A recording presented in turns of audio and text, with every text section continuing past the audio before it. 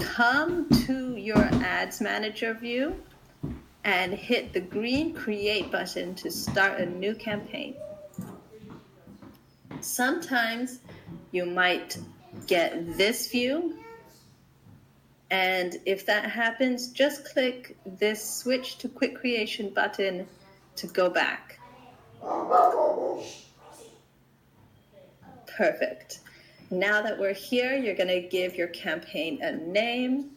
I'm going to call it something simple like Webinar Testing Example. I'm going to leave the default settings. So buying type is going to leave this. Campaign, this is exactly what I want. Now you're going to notice that Facebook has a split test feature, and we get a lot of questions about why don't we just use this versus setting it up manually.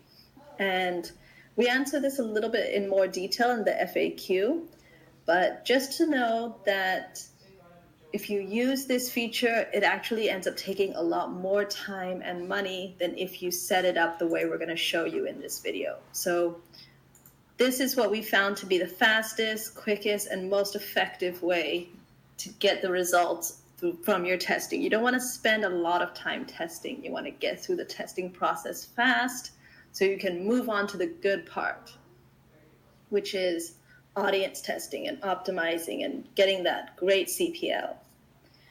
So again, we recommend leaving this off for now, as well as the budget optimization feature. If you turn this on, it means that you will not be able to customize the budgets on each ad set. So sometimes you'll have an ad that's doing well and you want to increase that budget. But if you leave this on, or if you turn this on, then Facebook will manage your budget for you, and you will not be able to make those little tweaks and adjustments.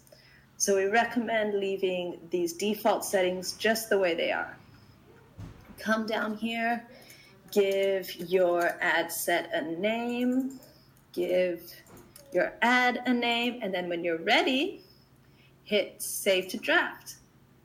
Okay, now we're here in step 2. We're going to set up your ad set. You can get to the ad set by clicking into the campaign, or you can click up here and Facebook will take you to your ad set. This is where you're gonna set your pixel, the same pixel that you're using on your thank you page. You're going to choose your budget. I'm gonna leave this as the default. I'm gonna leave these settings as the default, but if you wanted to adjust your schedule, this is where you could do it. And this is where you will choose your audience. If you have a warm audience, like your email list, you can put them in here. Or if you have a lookalike audience, you can select one of those also. I'm going to use a cold testing audience because I think that's what most of you will be starting out with when you just get started. You may not have a warm audience or a lookalike audience already built up. So I'm going to narrow this age range just a little bit to where I think our ideal audience will be. You can customize the gender, you can add a language. Here, I'm going to select some targeting. So you're going to want to choose your ideal audience here. And since this is a free Facebook ads training, I'm going to want to choose people who are already on Facebook and maybe already doing business. So I'm going to select Facebook page admins. And then you're going to notice that this is very broad. We're here with 36 million people. Ideally, you want to have 6 to 7 figures. So I'm going to narrow it down with small business owners. And notice that you get a couple options here. I'm going to choose this one because it's a lot larger than the interest. So I will choose this, and then we'll see that the audience changes a lot. Now it's much more small. And this is good. I'm going to keep this how it is. If you wanted to adjust your placement, This is where you would do it. I'm going to leave the default settings as they are for now. And we're going to go to step 3, which is setting up your ad. So in step 3, you're going to set up your ad, and you can get to the ad by clicking on your ad set name or by clicking up here to the ad.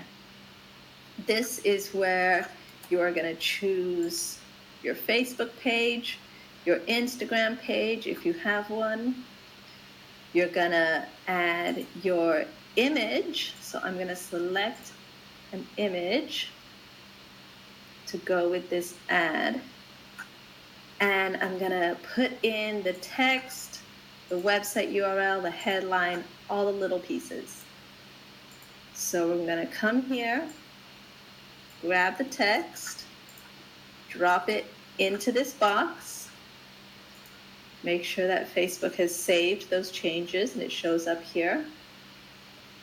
And then I'm going to grab the website URL from my landing page and put that in this box. And you see Facebook is going to update again. Next, I'm going to go grab a headline that I have planned here. And I'm only going to use the same headline for all of these copy tests. Later on, I'm going to split test these headlines, but for now, I want them all to have exactly the same headline. I'm going to change this to no button. This is just what we found works after years and years of testing. If you want to experiment and test this out, you can always do that. And then you'll notice down here, Facebook will automatically pull a newsfeed link description if you have one on your website. You can also adjust this yourself. You can use a call to action, you can use a testimonial, you can get creative and use whatever you want here. I'm just going to use a simple call to action for now, and I'm going to do a quick double check to just make sure that this looks good on all the different placements that it's going to run. So I'm just going to have a look at Instagram. Okay, that looks good. And you'll notice on Instagram, it will automatically have a call to action button, but on Facebook, it won't. Okay, step 4. Now that you have your first copy test all set up, you're going to come back to the ad set level, not the ad level, but the ad set level. And you're going to click this box and duplicate this ad. You can duplicate by clicking this or by clicking down here. We're just going to duplicate this ad and create copy test number 2. Okay, we're going to rename our little duplicate copy test number 2. Everything else stays exactly the same. No changes to the ad set. We're going to go to the ad, and I'm going to rename this just so there's no confusion. And I'm going to change this copy to my second copy variation. Copy this, drop it in here, make sure Facebook updates, and then just double check, do a quick proofread scan. Everything else looks good. Don't change anything. If that looks good, let's go to step 5. So step 5, we're going to create our last copy test. You can do that by clicking again on any of the ones that you've already set up and hit that duplicate button. Once you've duplicated the ad, you can change the ad set name. Remember, no other changes to the ad set settings, the budget, the audience, everything else is exactly the same. We're going to click over to the ad, change that name so there's no confusion.